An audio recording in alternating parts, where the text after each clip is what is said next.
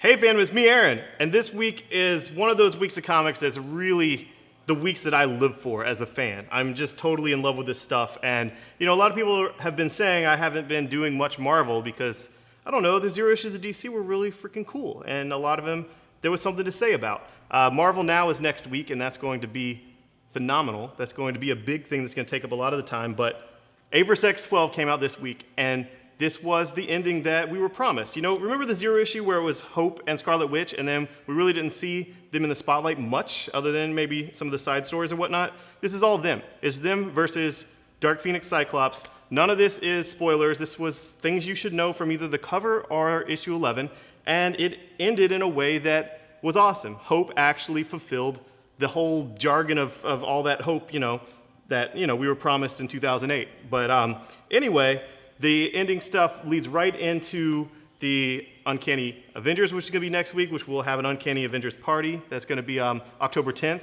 And I can't wait for Uncanny Avengers. This Rick Remender, he's the man.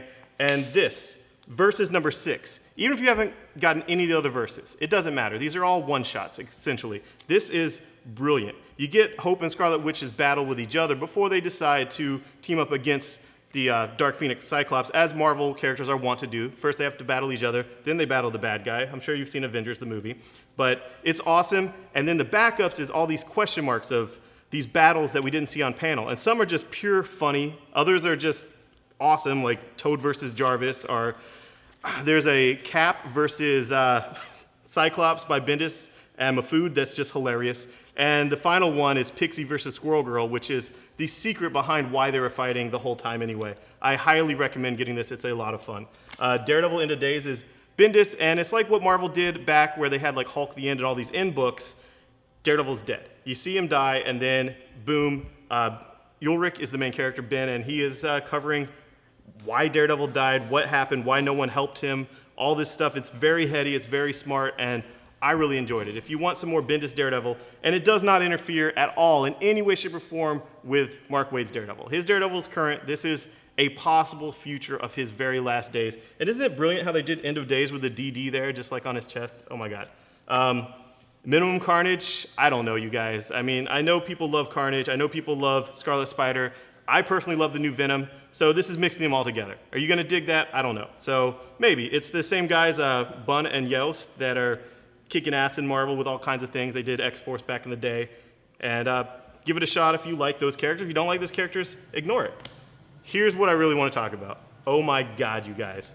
Animal Man and Swamp Thing by Lemire and Scott Snyder. This is kind of a 1 year later type of thing that DC did. If you remember, if you're reading it, Animal Man and Swamp Thing went and came back. They were in the rot, they came out of the rot, and time had passed. And you can see what Rob Liefeld did to Hawkman. It's pretty disgusting.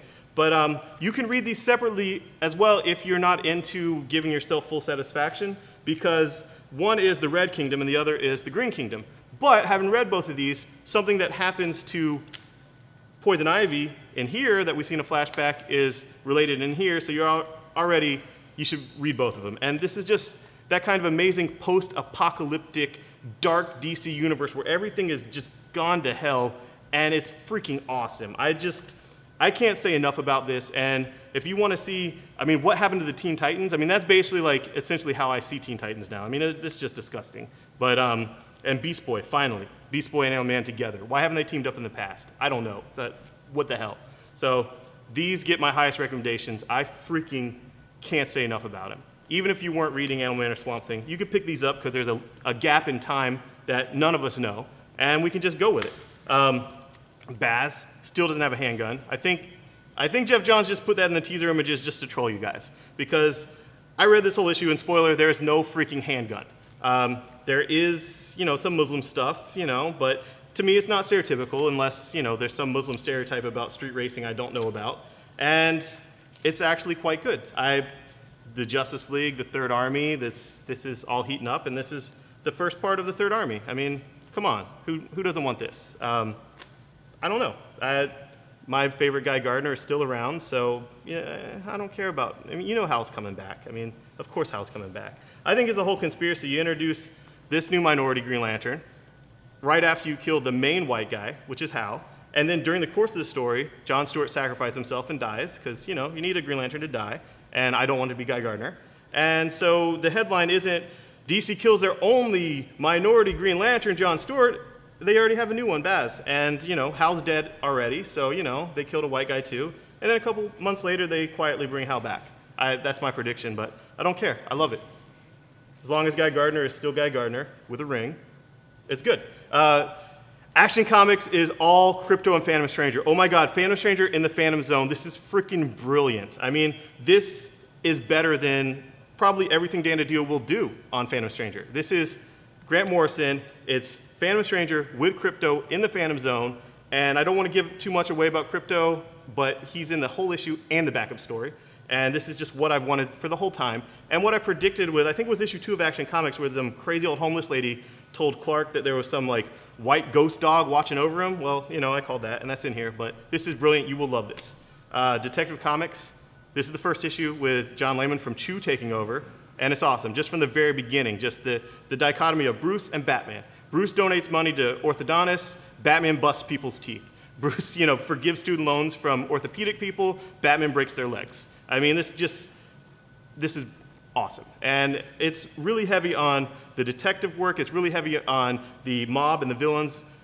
Penguin's basically a co-protagonist in it. And the background story is all just bad guys, just shady bad guys. I freaking loved it. So if you like John Layman and you like his style of writing, it carries over into Batman. This is the biggest question mark. Legends of the Dark Knight. Oh my God, this is pre-New 52. All you guys that want something pre-New 52, this is it. I'm talking Tim Drake as Robin in his original costume, written by Tom Taylor of Unwritten somehow. I don't know. Somehow Tom Taylor wrote that story. You got Damon Lindelof with Jeff Lemire on art with a Batman story with the old way of doing the villains. And you get a pre-52 story with Batman fighting Amazo, and you see the old Justice League in there, including characters that don't exist anymore in the New 52. So support this book, support this. Maybe there'll be a Justice League pre-New 52 book that's an anthology that creators can just go balls out on.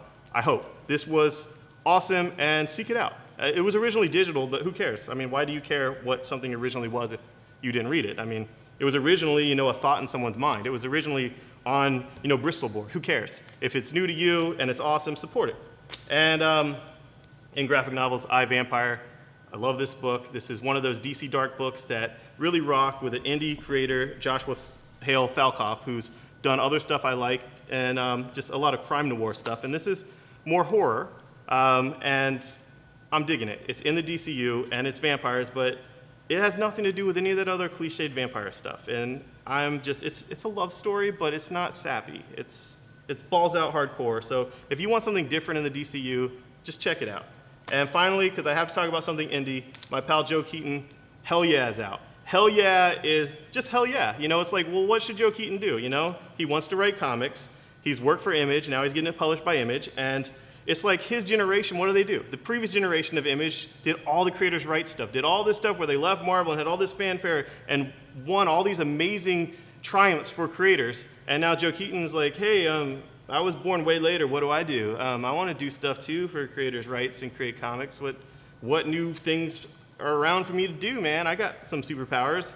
And that's essentially meta what this book is. It's this kid, the previous generation of superpowered people did all these great things, and what does he do with his life, So it's definitely meta, and I totally enjoyed it. I mean, you don't really have to care about the meta stuff. It's just a lot of fun and a lot of inside jokes in, comic industry and in superhero tropes, and it's a lot of fun.